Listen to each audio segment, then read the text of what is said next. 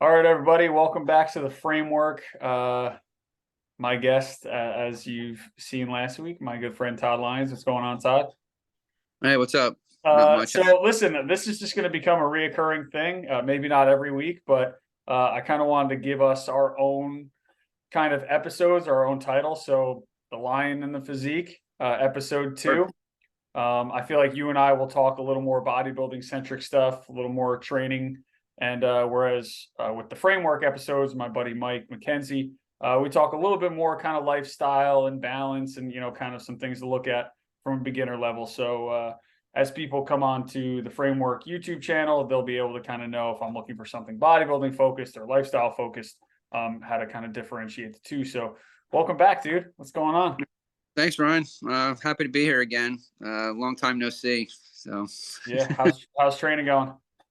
pretty good, pretty good. I like off-season training much more than prep season training. I feel a lot stronger and better, and just good overall in general health. Do you have like I don't know a lot of people who do, so I'm just genuinely curious. Like, do you have a difference between here's my on season, essentially like on prep, here's what I'm training, here's how I train, days of the week, so on and so forth, set days off, and then an off season training? Or do you kind of do like, hey, this is how I built the ship, this is how I'm going to kind of manage my training year round?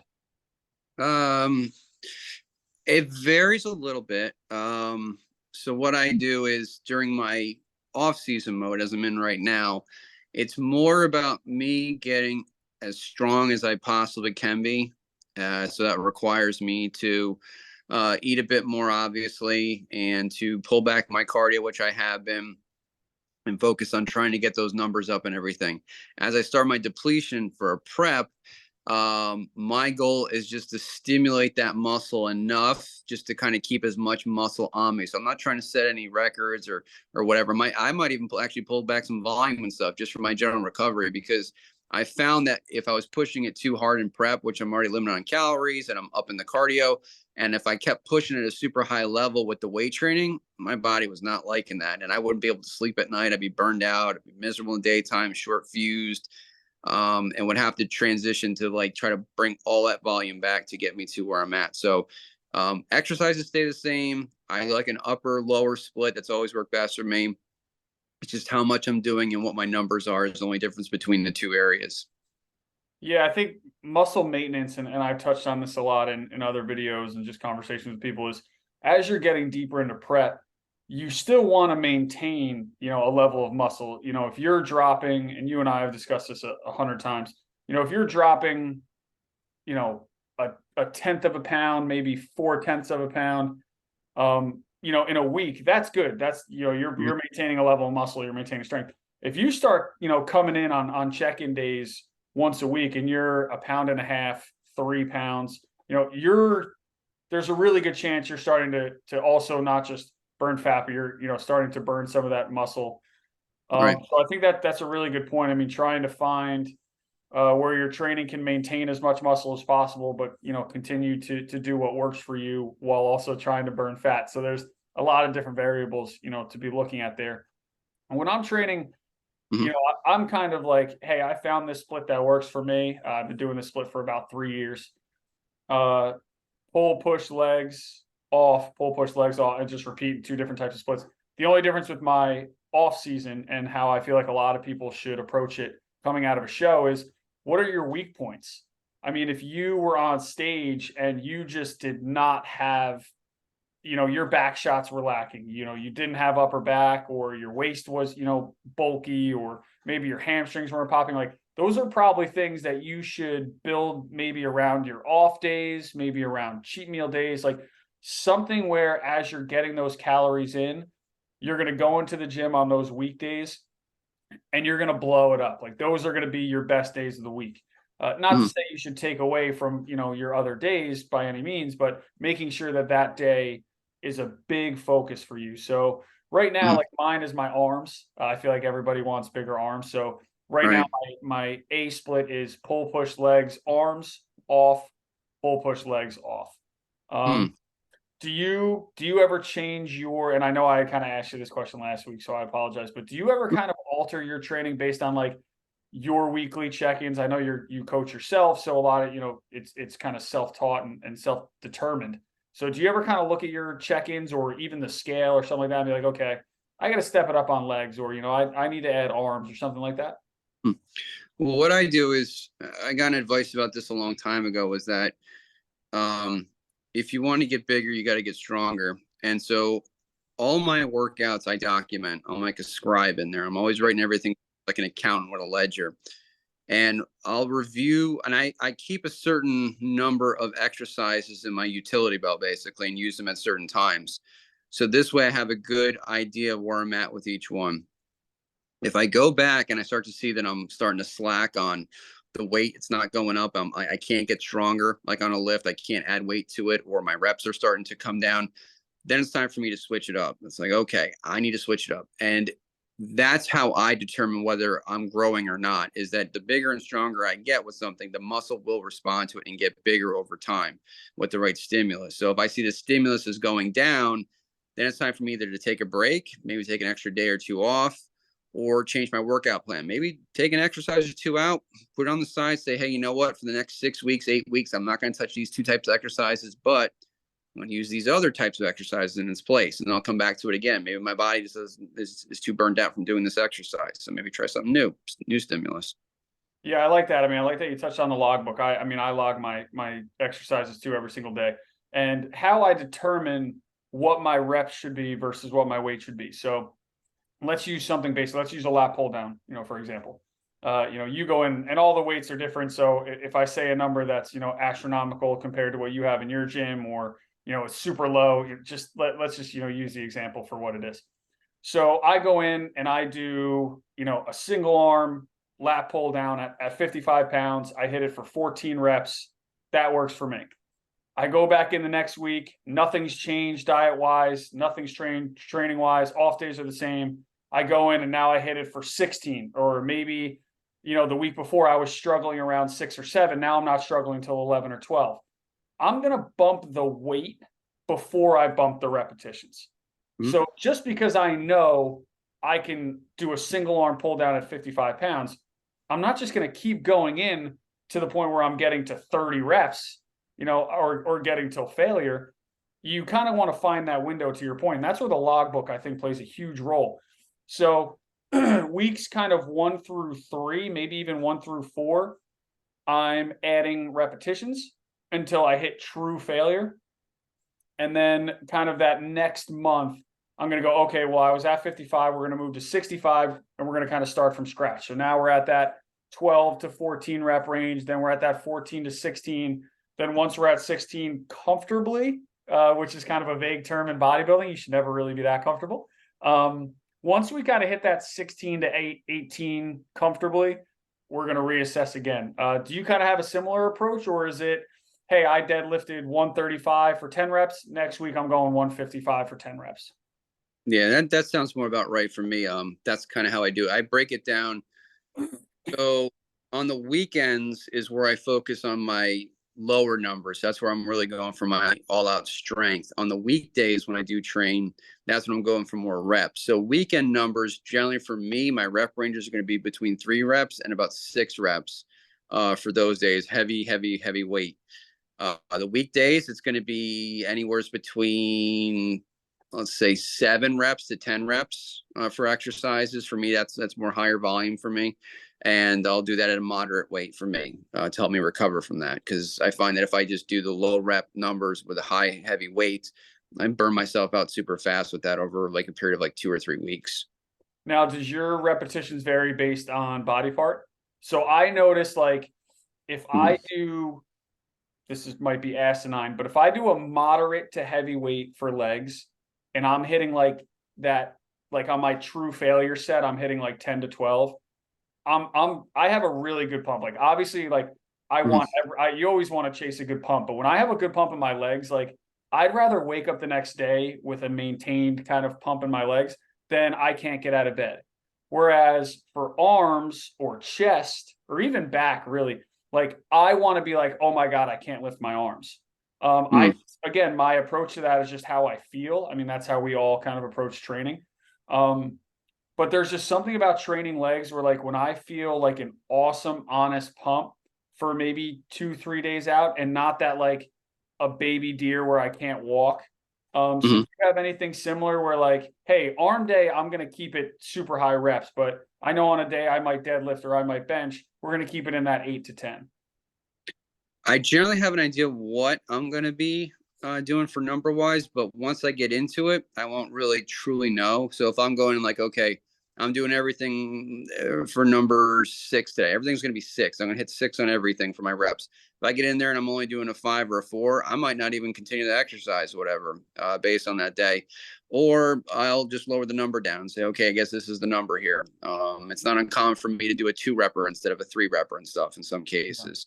So it's just similar to what you said. It's more of a feel and how I feel, how my energy systems are working is how it's going to dictate it. Because I trained clients before, whether it's 100 pounds or 1,000 pounds, if you get up to it and you tell yourself or mentally you're like, I don't have it today, I can't do it. Guess what? You probably ain't. So better sometimes to say, hey, you know what? I'll get it next time. No worries. Walk away. And when it comes to muscle growth, I mean, obviously the number one goal is to stimulate the muscle. You feel like with a 4 to 6 rep range, you're stimulating enough for growth? Yeah. You need to trigger the body into having a reason for it to then want to put on muscle tissue. Muscle tissue is not a very easy process for the body to make, especially in excess of what is normal for your body. So you have to give it a hell of enough of a stimuli to say, okay, Ryan's not playing around here. We got to get him some tissue to put on this. And that usually takes about 10 to 12 weeks of a consistent stimuli to enhance that on your system, along with the proper nutrition, sleep, and everything else that goes with it.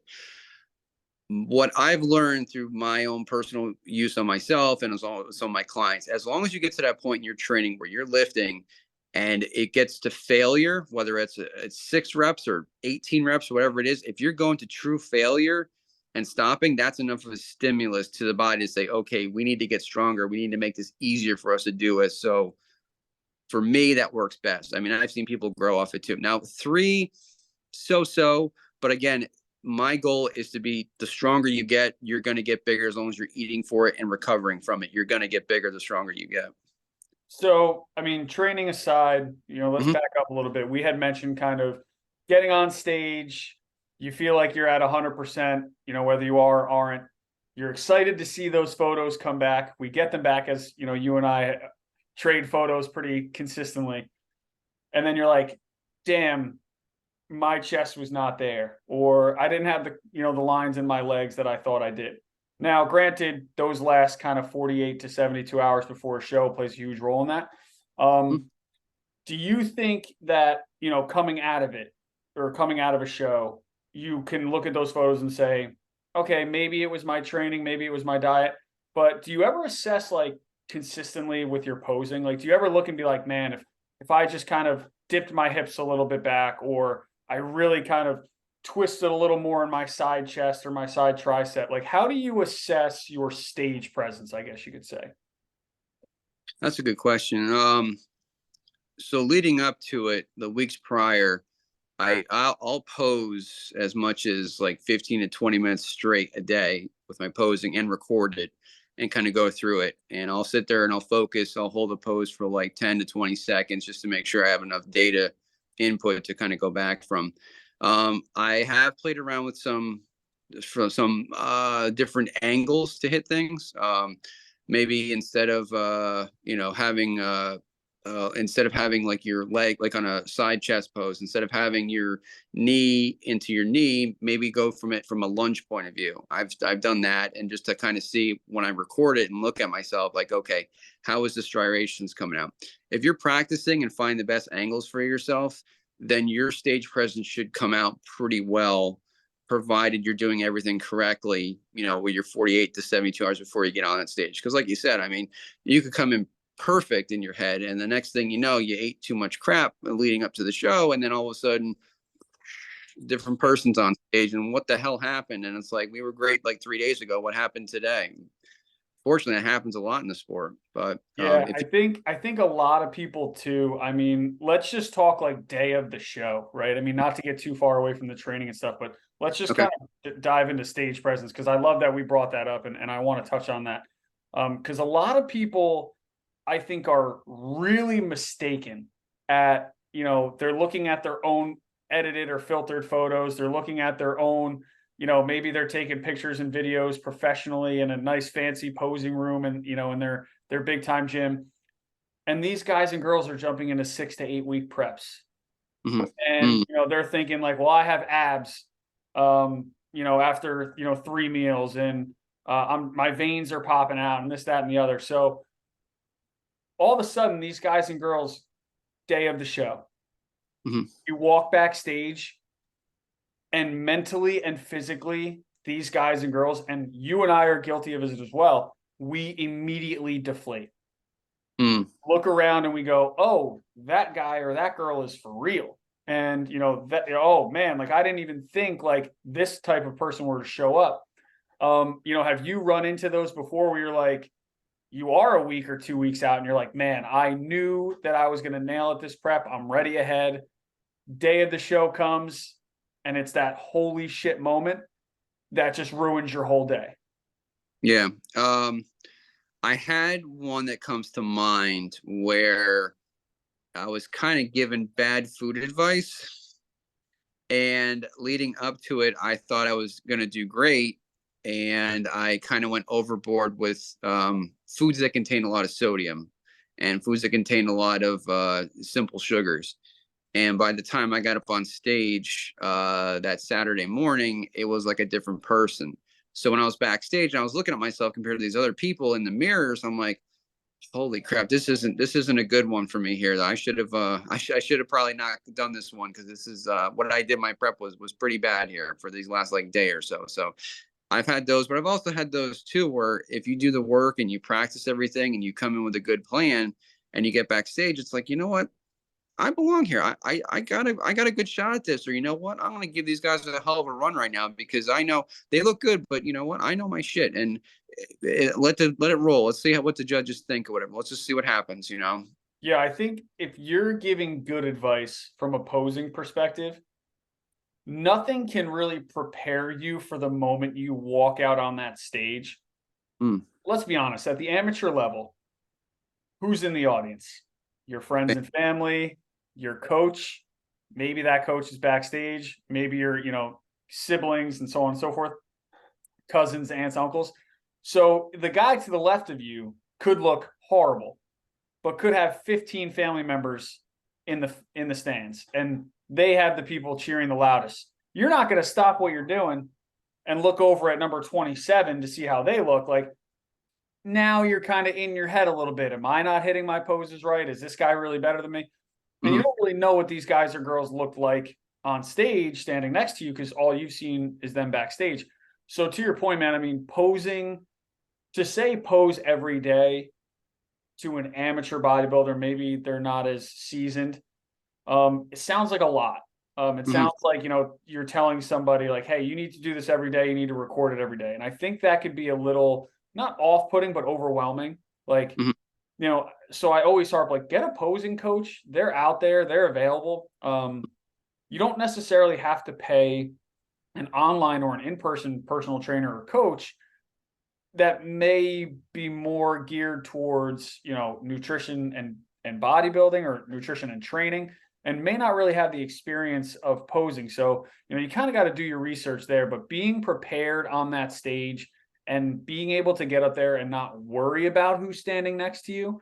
I mean, so many times, and I'm guilty of this, and I want to know your opinion on it too. Like, some of these guys and girls look at past shows. Let's just take you and I had just done the Garden State Classic. These guys and girls are looking at 2018, 2019, 2020 stage photos and like trying to say like, oh, I can beat that guy. Like, oh, like number 27 won. I look better than number 27 yesterday. You can never assume who's going to show up. Right. And so have you ever found yourself in a situation, whether it be backstage or physically on stage, where you're like, okay, I've nailed this 100%. I've planned for this. Or have you gotten up there and been like, yeah, everything's kind of falling apart on me right now? With the exception of that one show I mentioned, I don't think anything's ever truly fallen apart. I think if everything falls apart, you got to question your If you were coach. ready in the first place. Yeah, you decided to sign up for this or giving yourself more time. That's another thing too. Like there's sometimes people they sign up for a show and it's like you're okay for the April show, but if you had just kept dialing in and dialing in and dialing in, you would look a hell of a lot better for a June show or a July show or something like that, and bring your best package forward. Yeah, I think if the wheels fall off like that, you need to really assess should you've even been in the show in the first place. I think there's a real mental check the morning of the show, or I guess like when you really first get backstage, it's like you can't be standing in line getting ready to walk out there, whether it's your first time or your 10th time on a stage, Hmm. and worrying about who's, in line next to you or who you're going to be standing next to when you're actually out there. Because that's when you really start to blow it. Hmm. I can think of an example where uh, I may have eaten too much the morning of the show, and I'm thinking like, man, I just cannot pull my midsection in right now. Like, and now I'm standing in line, looking up and down, going like, is anybody else's stomach blown out? Like, that's who I want to stand next to. Like, all I had to do was go out there and hit my poses how I know to hit my poses and hold my midsection how I know to hold it. And I would have done well. Would I have done better or worse? Who knows? That hindsight's 2020. But then I look at those stage photos to our point, and I'm like, oh, my midsection was controlled the whole time. Like I was Hmm. able to maintain my core, and my quarter turns were solid, and all my shots were good. But there I was mentally being weak, and I'm not ashamed to admit that. Like standing backstage, looking at my competition, assuming right off the bat, like, well, that guy's got me beat. That guy's got me beat. How would you kind of tell somebody, not me in particular, but somebody maybe getting ready for their first show or somebody who experiences that every time? They love bodybuilding, they love competing, they love getting on that stage. And then the moment they're up there, reality hits. Hmm. I tell people if you've never done a show before, go to a show. That way you see what it's like and everything. 100%. That's what I was going to say. I have a client right now. He was actually at the show we were at and everything, just to make sure mentally, is this something you want to do? Because there's going to be a lot of people up here watching you and your little skivvies, making sure you're hitting all your stuff right, not ending up by some meme online. Yeah. So I tell people, go see a show. I mean, if you can get someone to take you backstage or be backstage, you actually really can be up close with like other competitors and see what it looks like and see how your confidence is at that time. That's another great thing to do as well, which I think organizations that are smaller and stuff like NPCI obviously is a little bit different. Same thing with the IFBB is a little bit different. But like OCB and a lot of other national shows, you might have a better chance of actually getting backstage and kind of seeing how things work. And once you learn how things work and operate, that kind of can give you some confidence. Like, okay, I can do this. And seeing these people up on stage, like I can do this. Or God, I can't do this. I'm not ready yet. I got a year to go at least before I'm going to be anywhere close to this. So yeah, go to a show. Go to a show. Yeah, and to your point, I mean, I was going to say the same thing. Go to a local show. There's hundreds of them. Oh yeah. They're every weekend, basically. You can find one. Make a weekend out of it. Take your significant other or family member, and if you're in New Jersey, go to Virginia, for the weekend and watch. Not just to watch a show, but make an event out of it. I think you should definitely explore the organization that you plan to compete in as well. If your local gym influencer is, a 230-pound, geared up, freak of nature, and he's like, yeah, I'm 6 weeks out from a show, don't compare yourself to that physique. And if you want to go to that show, to watch it and to cheer on your friend, that's great. Do that. But don't think to yourself, well, I'm competing in a natural organization. These guys would destroy me. Maybe I just shouldn't compete at all, because that'll defeat you too mentally. Um, Right. Something that I've experienced early on was that, I was competing in the NPC, and all I was doing was looking at these other guys competing in the NPC. I'm like, well, like I already in my head was like, well, I'll be happy with fifth. I'll be happy with eighth. I'll be happy with seventh. Like middle of the road, middle of the road. Where now competing in the OCB and seeing OCB shows, I went to like 2 or 3 OCB shows before I ever competed in the organization. And I was like, hey, I can do this, and obviously there's a maturity factor of it, knowing that you probably can't prep in 6 weeks. You probably can't prep in 8 weeks. These guys and girls take it just as seriously in any organization. But if you're going to go to a show because you've never competed before, do it. and go to something local, go to an organization that you want to compete in. Don't watch the Mr. Olympia and then think to yourself, oh, I have to look like that guy or I'll never place well. You know, it's like you're a high school football quarterback and you're comparing yourself to the accolades of Tom Brady and Peyton Manning and saying like, well, I'll never be that. And then you're quitting. So how do you kind of go about, you know, you walk out on stage, you know, you're going through your poses. If you are able to kind of avoid the, am I squeezing my glutes? Am I, you know, I feel like a lot of times people get out there and they're squeezing so hard and they start shaking or they're trying to hold and like they can feel they're losing their legs because they're holding their midsection. I Mhm. know you're going to agree with me on this. Do you feel like if you're ready ahead of time, you don't have to be up there just going all the way through it, hitting your front double and just everything shaking. Like, you know, how do you feel day of the show walking out on stage if you're not ready?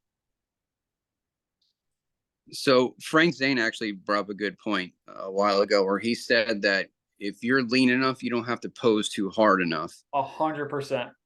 And I think there's a lot of people that are up there shaking, which the judges will take points off if you're shaking and everything. It's not showing that you're very conditioned and everything, like your system hasn't adapted to it yet. And that's why, like, I tell people 15, 20 minutes a day, especially leading up, like you definitely want to do even more than that. You want to hold it because that way your body will get used to it. I give an example that when I was working on my college degree to get an extra for exercise science, I took a class in yoga and they would put us through the poses there for yoga. And I was shaking like a leaf, like just doing their poses.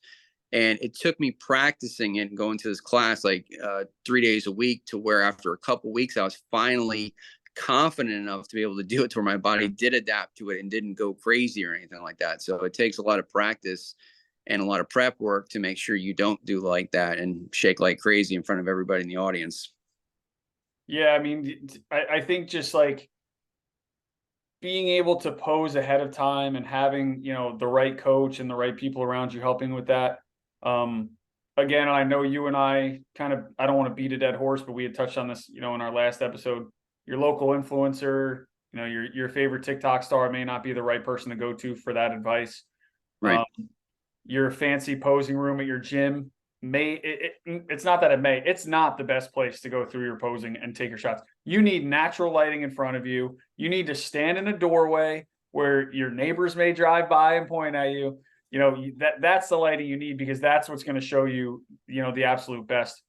Right. And I Um, also, my gym, I had the advantage. I had guys that, at least four guys that had competed for more than a decade each a piece, if not greater than that. One guy even has been competing since the 80s. And I went through the poses with them and everything, and they all gave me a little bit of a piece of different advice. Most of it was similar, but just being in front of those guys, I tell people that too. Like if you go to someone who's posing and teaching you posing, they better have done it before. Like I wouldn't take advice from anybody that's never been up on stage or whatever. Like find people that have actually, and it doesn't, in that case, for me, it doesn't necessarily matter as much what organizations you can compete for, especially if there's someone that knows what they're talking about and like really is detail oriented on it. And actually, they might be able to open up a new post for you from a different angle and have you look at things completely differently. So if you can find people, if you don't have a coach per se, but you have people around you that have competed before and have done well, that could be someone to approach and kind of do your posting for them too as well. Yeah, man. I mean, I think we touched on a lot of great things today, and you know, we didn't really, as we always do, or never do, I guess. We never really come in with a plan or an idea of what we want to talk about. We just kind of get rolling. And you and I are very, you know, organic with our chemistry, and we can kind of just get rolling into bodybuilding. So I think we kind of touched on the things that you need to determine heading into your first show, really. I mean, that's kind of where the conversation, you know, navigated towards. When you're heading into your first show, be confident with your posing, Mhm. have been practicing your posing, know your body. The day if you haven't been eating chicken and rice for your first meal every day, probably not the first thing to wake up and eat the day of the show. Um, don't start changing your training up a million times over trying to find the formula that works. If it didn't work for the last 14 to 20 weeks, it's not going to work during peak week. And then just show up confident, show up and have fun. Anything that I'm missing, anything that you think you'd want to share with, whether it be somebody getting on stage for the first time, or a seasoned veteran at the amateur level that just maybe gets the jitters? All right. Like I said, workout plans can vary from person to person. Like we talked about before, like your plan might be a little bit different than my plan is and everything, but it's also too, like you mentioned before, is getting to know yourself and find out what works from you and what you can recover from, and track your results, keep your results, whether you're taping yourself, like for your posing, which can help with confidence, or you're logging your workouts in your book. All that data is critical to help you get up on that stage, as well as finding what foods work for you and what don't work for you, and practice your posing and have people watch and critique you that have been up there before with you, that can kind of maybe open up some new worlds for you they hadn't seen before, with your angles and confidence and whatnot, and attend the right shows, and shows that you'll actually be competing in, not just any show. I mean, it's good to go to a show, but look at shows that you would want to compete for that organization for. That's more critical than anything else, because you might talk yourself out of a show where, if you went to the right show for you, for what you could do for your physique, you might be getting on stage. Yeah, stop comparing your physique today to what, an IFBB pro or even an NPC competitor. If you're a natural athlete, don't compare yourself to the guys on gear. Right. Don't compare your training split to their split. Don't compare your diet to their diet. Everybody needs to be different. Your diet needs to work for you. Your training needs to work for you to be a better competitor. Mm-hmm. And I think that begins in the off season. Right. 100%. And for naturals, for us, and especially like for me, the older you get and stuff, that takes a long time. I mean, one I've learned from talking with people who are enhanced versus like naturals is that the gap of error for for someone who's enhanced is greater than for a natural. Natural, you can only afford to make so many few mistakes before it becomes a problem on your physique. Whereas an enhanced person, you can kind of take this or do a little bit more of that, and then boom, you can come out of it pretty quickly. Like it's got a bit of a safety mechanism to it and pulling you out quicker than you would as a natural. So that's something I also remind people too as well. Dude, again, awesome conversation. Thank you so much again for stopping by, Todd. Thank you all for stopping by the framework and watching episode 2 of The Lion and the Physique. Todd, thanks for stopping by, man. Thanks, Ryan. Take care, everybody.